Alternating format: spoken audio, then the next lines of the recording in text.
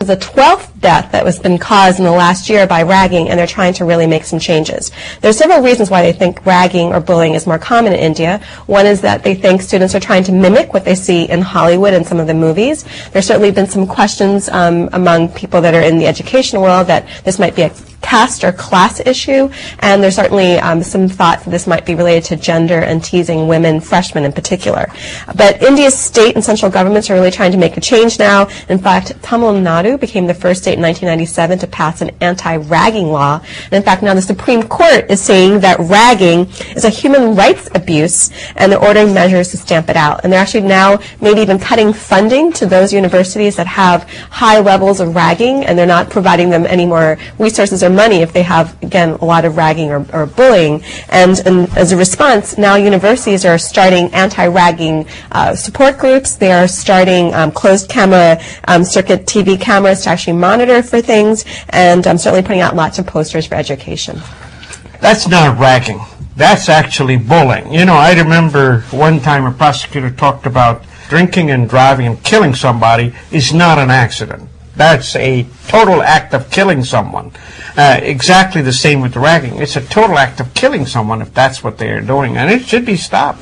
Are you a doodler? Are you a person that likes to scribble during meetings or classes? Well, for years, doodling is something that has been frowned upon, where people thought you may be disrespectful as a result of scribbling or doodling during meetings or classes. Well, now doodlers can take heart. Believe it or not, in a new study that's going to be published in the Journal of Applied Cognitive Psychology, they actually show that doodlers remember more than people that are non-doodlers. And what they did is they took people and actually had them listen to a very boring tape.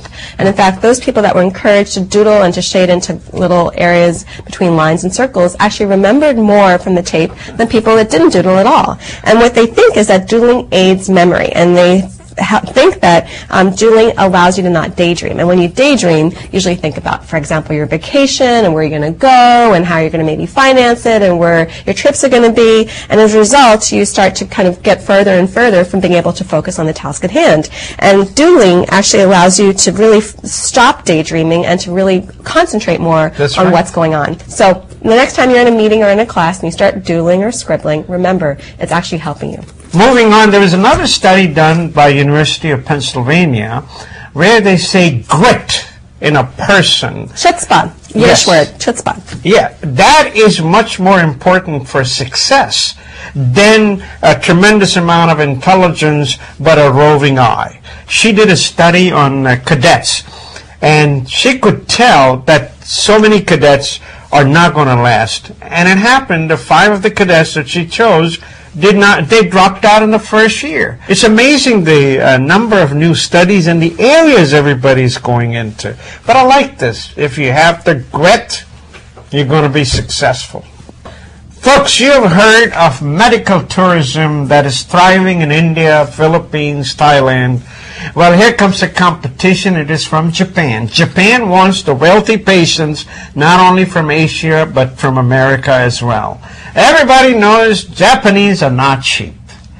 Well, what they're doing is what everybody else is not doing. That means they're doing cancer patients, gene analysis, and other high-tech medical business. And folks, those of you who are in India and Philippines and Thailand, watch out, because Japanese have set up 10 of their biggest hospitals to take that business. As you know, the medical business is expensive, and these hospitals are now very busy, so they're trying to lure the tourists to come to Japan. I thought it was interesting. I think it's interesting, although I have to say the cost of living in Japan is probably much higher than going to places like the Philippines or India. So I still wonder whether or not they're going to be serious competitors in this business.